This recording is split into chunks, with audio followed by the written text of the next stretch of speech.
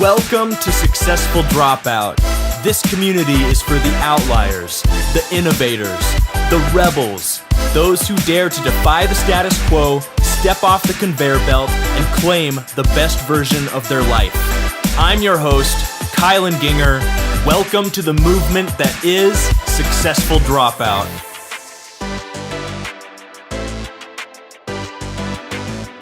Hey, Successful Dropouts. A few things here before we kick off the regular show. First, if you haven't already, join the forum at successfuldropout.com. That's where we all hang out as a community, and I would hate for you to miss anything. It only takes a few seconds to create a free profile, and then you should get in there and introduce yourself, and I would love to hang out with you. Also, if you love this community and want to play a significant role in helping it continue to grow, consider supporting us financially through Patreon. 100% of those proceeds will go towards our overhead for Successful Dropout and also to pay for part-time staff to take things to the next level and make this community even more valuable. By supporting us, you can also get cool things like shout-outs in the community and on the podcast, merch, and even one-on-one mentoring with me on a regular basis. So please go check out patreon.com/Successful Dropout. Again, that's patreon.com/Successful Dropout, or click the link in the show notes. And now that that's all out of the way, let's move on to season 2 of Successful Dropout, where we dive deep into the things formal schooling and society never taught you, and where you come away with clear, actionable steps to put these essential life skills into practice today. What is up, Successful Dropouts? Get stoked because today on the show we have Cheyenne Noelle. And if you remember, she was on the show back in episode 81, How to Explore Careers, Make Circumstances Work for You, and Practice the Art of Harmony. She's an amazing gal I've had the pleasure to get to know over the last, what has it been, maybe almost a year? Maybe less than that. It seems like more. I know it seems like more just because we're so tied into each other's worlds, I think, but I think it's only been like maybe 6 or 8 months, maybe at max. Well, it definitely feels like longer. We're definitely very kindred spirits, and it's great to have you back on the show. We were just chatting about the Next Gen Summit, which just happened last week, and everything that went down there. I missed out, but a lot of you guys listening, I know, went, and Cheyenne got to hang out with several of you, including my sister. But anyway, Cheyenne, I want to turn it over to you and have us tell you a little bit more about yourself and what you do for people that don't really remember your last episode. Yeah, thanks so much, guys. Also, I'll say that hanging out with Cheyenne was really fantastic. If you guys need to meet Cheyenne, we've heard enough about her in Successful Dropouts, but she really is a gem. But as far as like my last episode, for the people that haven't tuned in, or to jog your memory, I'm a brand strategist. That's what I do right now. I specialize in creating the verbal identity of people's brands through content, through like creative storytelling, very narrative driven, and helping people build those authentic relationships and communities within their own business and with their audiences.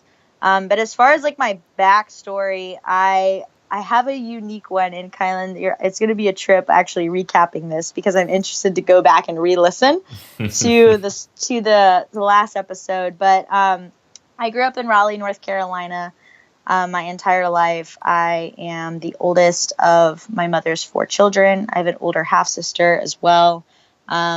Basically, from birth until like 5 or 6 years old, I was living in what seemed like a really awesome environment at the time. I knew a lot of things were going on. There was like, my parents had like some domestic violence issues. Like they were just like wigging out about things that I thought were ridiculous. At 5 years old, you're like, I don't understand why my parents are so mad at each other all the time. You think life is just going great, but but clearly there's something going wrong. And unfortunately, my dad was involving himself in some illegal activities that ended up leading him to be incarcerated by the time I was 6 years old. And that really, when that happened, that kind of set the stage for my life, like to press play really, really fast. That's a good way to put it. Yeah, it was like basically it went from 0 to 100 real quick. My my father left, and my mom was left with taking care of 3 kids all on her own, which understandably was extremely hard. Like, she was really, really stressed, both financially and just emotionally exhausted. I think, she had an associate's degree, but like the lack of education and really just being really taken care of. Well, not really taken care of. It was a really interesting dynamic. My father brought in money. We were financially okay, but just he emotionally wasn't there for my mom. And I felt that spillover into her raising me as a child.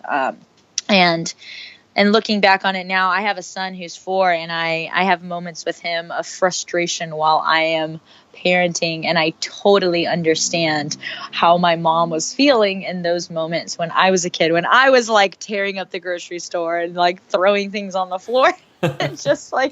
just being a child. But you magnify that with 2 more kids under your belt, and eventually 3. It just gets a little bit hectic. So shouts to my mom for keeping it together as long as she did.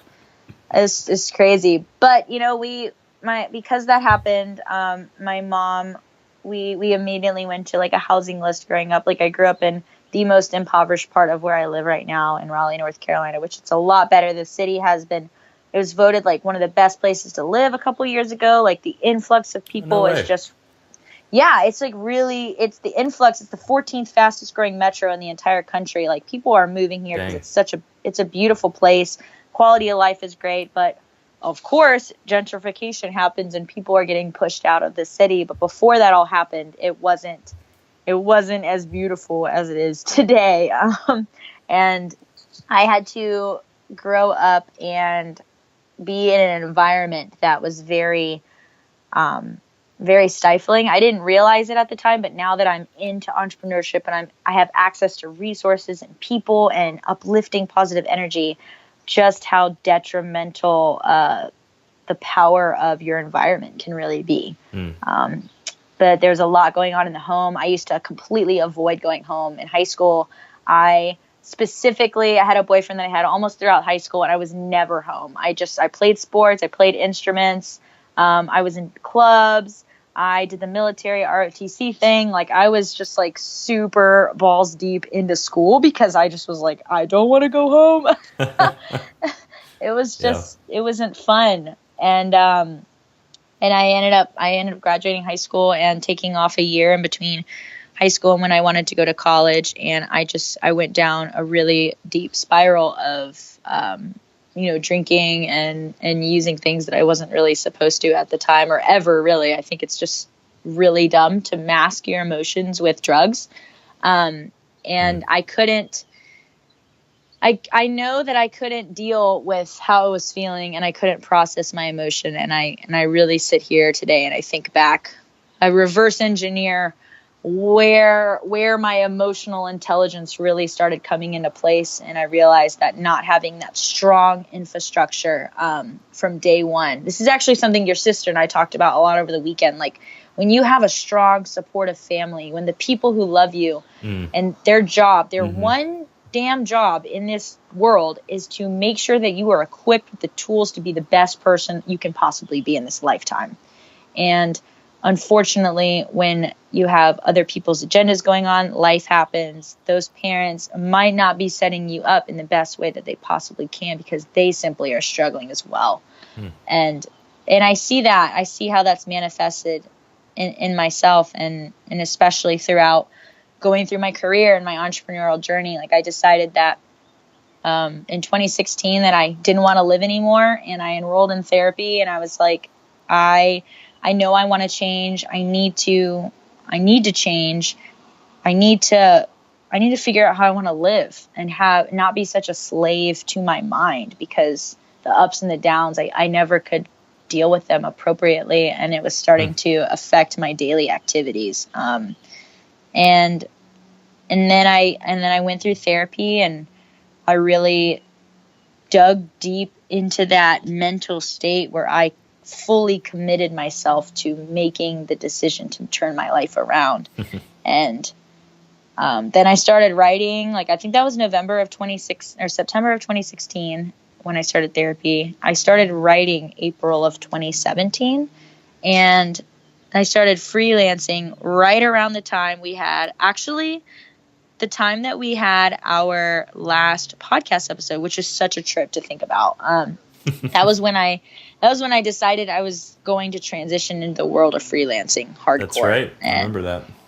And I'll be completely honest, when I go back and I think about that episode, how horribly lost I was and how lost I still feel today. Like it's like a never ending, like I always feel like I'm in a hamster wheel, and I'm a little bit closer to where I want to be, but so much has happened since then, and I've had so much clarity really about myself and my career and what I want to do. And but the feeling of like you have it all together, it's a false illusion that just doesn't exist, dude. No, that's true. I mean, I can even say that the hamster wheel analogy, that's very apt. Right? Yeah, still with that. But it's amazing, especially if you are doing things like, I don't know, recording podcast episodes or journaling.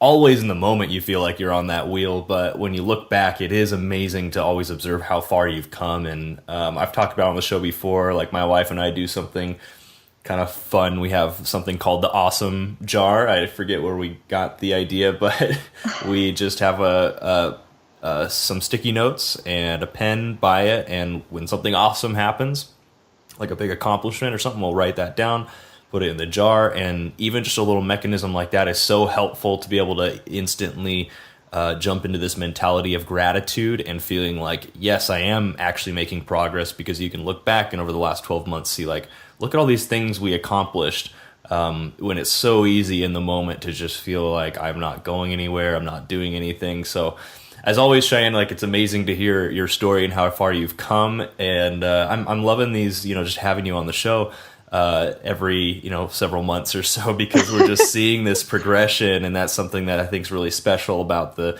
SD community and this podcast, is we've had people on multiple times and been able to see them from like the very, very early stages of kind of dropping out of the status quo, out of school, you name it, taking life into their own hands, and then this progression, this journey. And it's amazing where everybody's going. So, but you kind of came on to the show today to teach the Successful Dropout audience about something. Why don't you tell us what that is? What are we going to learn from you today? Yeah, I think building off of really my story, and something that like I'll be super transparent when I say like, guys, I'm going through this right now. Like I'm about to teach you something I'm going through fresh. And it's fresh. I'm processing high emotions at the same time. So we're going to do this together, guys. Okay. This is going to be a cathartic experience for everybody. Right now I am going to teach people how to overcome trauma and live their best life that they possibly can. And how I'm going to do that, or I guess like where the story I got from behind of it is just, you guys heard my own personal struggles that I've been through, like my past, but like for me, it's I don't want to say such a repeated, regurgitated story, because like it's my past, so I'm super familiar with it, but I'm focusing more on not like remembering where I came from and really trying to use that as not a catalyst or a platform to launch off of, but rather a powerful reminder of, like you said, Kylan, how far I've come. And realizing that like in the moments that I'm feeling very discouraged and I'm feeling extremely just like a very self-doubting, I have to go back and I have to say, dude, like, look at all the shit that I've already been through, man. Like I can get through anything, Yeah. And just trying to teach people how to identify their trauma, how to push past that, and actually go into the actionable steps of the maintenance mode and what you do after you overcome trauma to continue to live your best life forward. I love it. So why is this important? Like, why is it important to wrestle with, identify, and overcome this life trauma, I guess, in your own mind? Yeah. Honestly, it's important because like my mom says it, and it's so true. You cannot have one foot in the past and one foot forward. Like there's man, that's good. your legs are like, you're gonna end up doing a split and hurting yourself, dude. Yeah. Like protect yourself and protect your legs, and like just end that bullshit in the past. Like, put that aside. And I know that sounds so funny, and we can all be like, yeah, I'm just gonna slide my bullshit over here, but it's so hard to do, especially when something is weighing so heavily on your heart. For me, at one point, it was past, like actual events, and now I'm realizing the events are done. Like, I've come to grips with that. It's important to wrestle with this stuff, because it's not the events that are really holding you back. It's about the way that the events made you feel about yourself. Yes. And that is why it's so important to stop beating around the bush, identify what's going on, like, admit that you're in pain, admit that this happened to you, admit that you're feeling this way, and understand that the only way that you're going to be successful and move forward is if you build that self-confidence. For me, it's building my feelings of self-worth. And self-worth is important, because if without self-confidence, self-worth, you don't believe that you can do anything, you know? Yeah, I love it. It'd be interesting to talk, maybe not now, but, well, I mean, we could, like, the difference between self-worth and having a healthy, I guess, self-respect and self-confidence and ego, honestly. Yes. Because we've talked on the show about, you know, this idea of being too attached to your ego, where you take things personally, and maybe one bad comment from a coworker or something can ruin your day. And so, like, I guess really quick, because we should touch on that really quick, like, in your mind, what's kind of the difference between ego, which is something that you ideally you don't want to be too attached to, but also at the same time having your self-confidence, self-worth. Right. I'm going to actually mention homeboy Damian Ford. He's an avid lover of this podcast. He taught me something incredible. And it's called, in Catholicism, it's called the skill of discernment. And it's basically like the little devil on one shoulder, a little angel on the other, and how to differentiate between that good voice and that bad voice. And we can see that metaphor translate over to ego versus self-confidence. And for me, ego, a lot of people are like, oh, they seem very similar. I'm like, no, man. When you're acting from ego, you're acting from a place of fear. You're acting from interesting. You're reacting. That's a better word. Yeah. Ego is reacting. And self-worth and self-confidence is simply just acting. You're acting from a place of abundance when you're self-confident. So confidence isn't loud. It's what I call confidence is the payoff of courage on repeat. Courage is having the balls to do something regardless of the outcome. And courage or confidence is really just experience. You know, when you're confident in yourself, it is a quiet, rock solid belief that no matter what comes your way, that you're going to get through this. And it's not loud. It's not overpowering. It is overpowering in the sense that it is empowering, but it's not overwhelming, if that makes sense.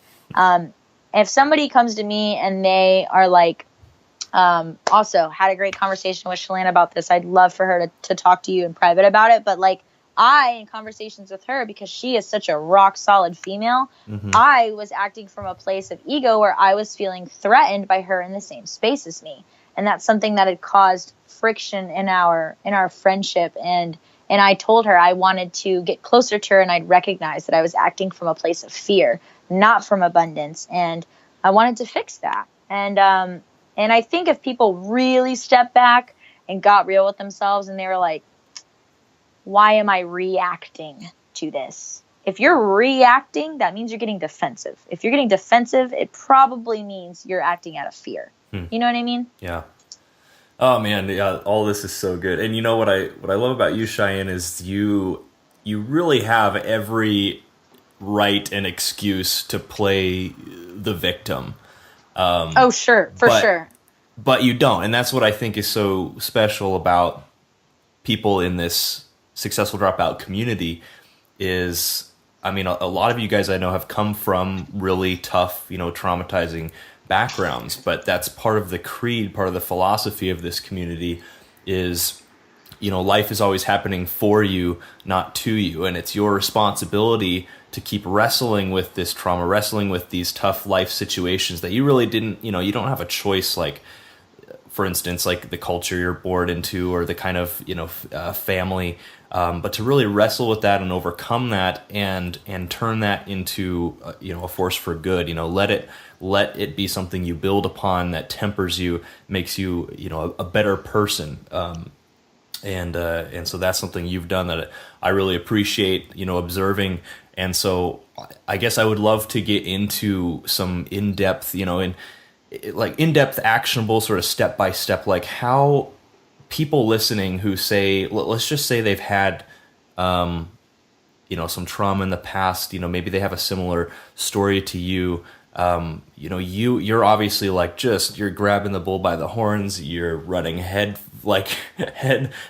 right into all this stuff. I mean, even just being able to talk about that with Cheyenne and just be that real and open with, not just her, but with yourself, like your own feelings, like recognizing that and being able to overcome that and mend a relationship is just phenomenal. So what are the practical steps that people can start taking today to be able to practice that, get better at that, actually put that into action?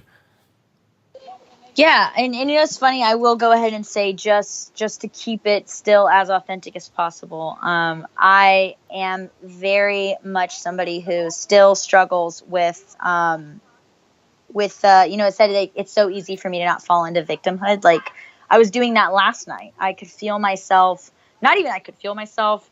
I'm just gonna go ahead and call myself out. I was being a brat last night. I was falling into that victimhood. I was allowing my emotions to wash over me, and I very consciously because I knew it was happening, I made the decision to whine and to wallow and to feel frustrated. I think to cut myself some slack, I think it was a lack of sleep and being caffeinated and not eating all weekend. Right, that'll contribute for sure. I just was like, I'm gonna be a brat today. I'm just gonna be like this. But how to not fall into that? These are the steps that I want to help people with. And as far as how to not fall prey into those emotions and victimhood, and how to empower yourself. Like you said, saving the relationship that I had with your sister. Not that I ever felt like it was really in jeopardy, but it was something that had weighed heavily on my heart. And actionable step, guys, if something is on your mind, you need to put your big girl panties on or be an adult, and you need to confront that person. And the word confront has a really negative connotation because we think we're supposed to barge up in there and say yo, I heard this, I heard that, right. Be dramatic. And dude, nah. I think we live in I have full confidence when I say that it's 2018. People have no time for bullshit. If you just send people a voice clip or a text and you are so honest and you're like, dude, I have some shit on my mind, and I feel like I owe you a heavy conversation, and I just want to apologize. And is there any time that maybe we could get together and I could just talk to you a little bit more about this in depth? And I know that one single text seems so easy, and I know you guys know you need to do it, but mustering up, it's not about courage. It's people are like, that's just, I don't know how you can do that. I'm like, bro, it's not about courage, dude. It's about putting your damn ego aside to do what's right. Yeah. It's for me, it's an ethical thing. When people ask and they come to me and they say, it's so incredible to see you being so courageous and to be so open and to be so vulnerable. And I'm like, I attribute it to ethics, my morals. I have a moral duty to lean right. And when I say right, in the way of do right, to be good and to treat others well. And I think the first actionable step that I would give anybody if they're struggling with somebody, especially with another person, is to approach them, get them in, create an environment where you can talk that out. But before you can get to a point of where you're talking it out, also create an environment where you can even approach that person. And that can be especially hard if there's a lot of electrified, charged feelings involved. And understand to go into it without expectation, especially if you are apologizing.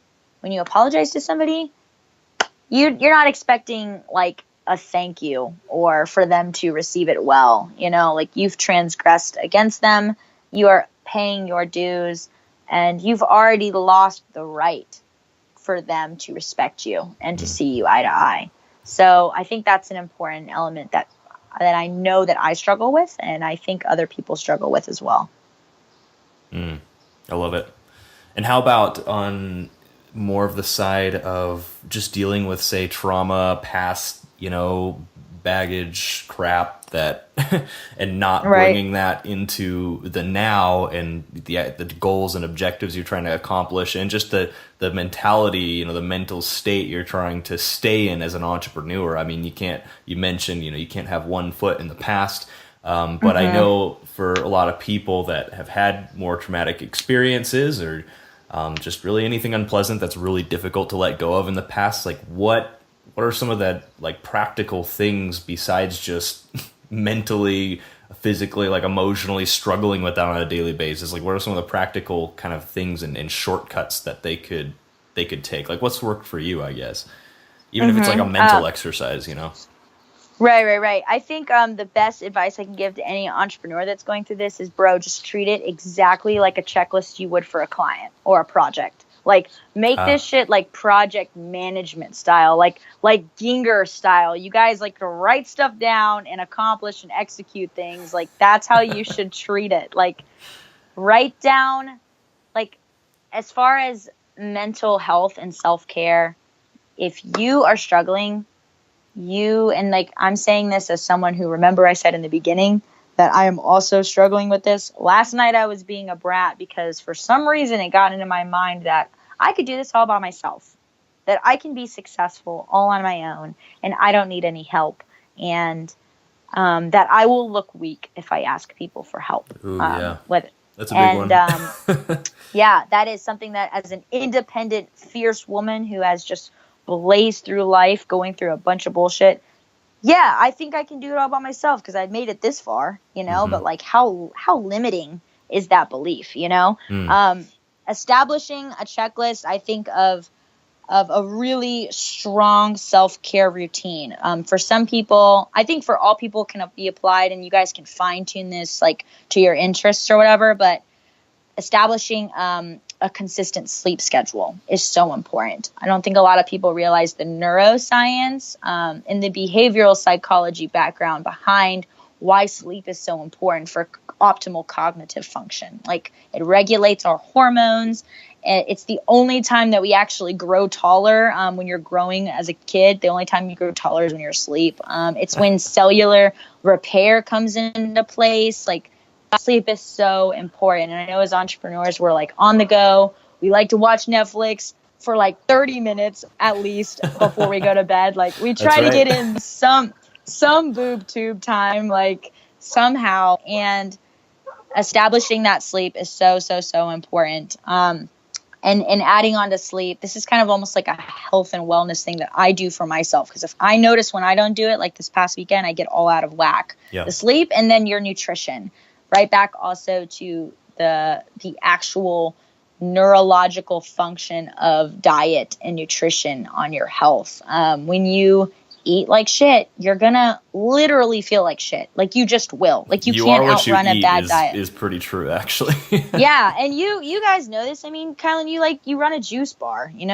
It's something that, like, I know you're no stranger to, and when you feed your body really good things on a consistent basis. One donut, dude, is not going to throw you off. I mean, like 10 days of binging on donuts, probably going to throw you off. Like, and I think a lot of people fall into that trap of like, yo, I'm eating so great, I'm doing so well, my sleep is on point. Oh man, I just had a carb. I'm just going to wreck my whole week and slip and slide down. I'm like, no.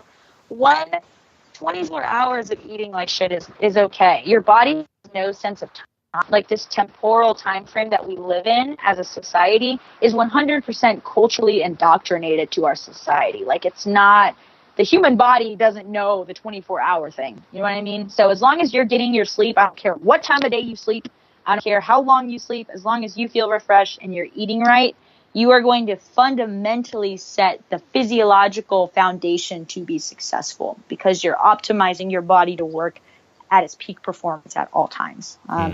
So that's it's just like an actionable step, guys. There's no way around it. Like, I know there's so much on top of play already as far as business, and just like, you know, being husbands, wives, sons, daughters, whatever. But like, you got to eat right. You got to sleep right. And on that note, you got to take care of yourself as far as your heart. Like, physical activity is important. And that all kind of comes together. And adding onto the physical foundation, you need to make sure that you are employing a really strong support system. Like, I'm not just talking about your homies that you meet up with on the weekend when it's Sunday football and you guys get drunk together and you're bonding and you're all eating chips and salsa and drunk and having a great time. That's not the kind of friends I'm talking about. I mean, those are fun, but I'm talking about like people like how I can call on Shalane, I can call on Kylan, I can call on people that I respect, that are going to like listen to me with no judgment. You know what I mean? Like, they just listen. Like, those friends that are really have your best interests at heart. And last night when I was going through that bratty phase of victimhood, I am very fortunate enough to have a loving, supportive partner who will listen to me and give me actionable steps and remind me to meditate and to be self-aware, and do what you did, like with you and your wife, the awesome jar. Like, set up like accountability frameworks for yourself. Like, set yourself up for success. Like, you know, like, do your meditation, employ routines, like try fun activities that are going to remind you of how much of a badass you are, because it's so easy to forget when you get caught up in life. You know what I mean? Yep. No, I really like how much you touched on physical exercise and diet, because I think people really, really underestimate how much of a role that plays in your mental state. Just not exercising for a couple days, speaking personally, in the middle of the day, for whatever reason, I'll start getting like more stressed, just more negative, and so much of it traces, anxiety. Yeah, so much of it traces back to just not having exercise that day. Even if you go, we have a hill near our place, and I'll just sprint up that really quick. It really gets your heart rate up. That one sprint kind of, it helps for you. You feel those positive effects for the rest of the day. So I think people I think tend to assume like, okay, you know, these are all things to do if you're wallowing in this negative mental state. You're being tempted to play the victim and like get stuck in the past. People want to combat that negative mental state with something else that's mental, some other positive mental exercise or something. You know, I don't know, but really so much of it has to do with just the, you know, physical. Like, literally just go out for a run and, you know, go juice something or something like that. And the other thing I'd add to it, and you'd kind of touched on it with meditation and stuff, you know, for me, having some very clear and specific non-negotiable values and affirmations for my life that I read out loud to myself every single morning, and even my goals, reading those out loud, it just sets your mind right. And if it's so positively oriented and so future oriented, that it's really difficult to be really negative on yourself or dwell in the past if you're saying like 15 really positive affirmations about yourself with conviction, you know, the first thing every day. And so it's a combination of all these pretty like physical habits that I think really help you overcome any negative mental state, and especially if you've experienced kind of certain amounts of trauma in the past, and move past that. So amazing stuff. Really quick, because we're getting close on time here, can you think of any pitfalls, like common pitfalls that maybe you or you've seen other people fall into, stuff for people to keep in mind during this process? Like what are things you wish you would have known earlier, I guess, in discovering this process for yourself, for people to kind of avoid at this point? Yeah. Okay. I can think of a bajillion pitfalls.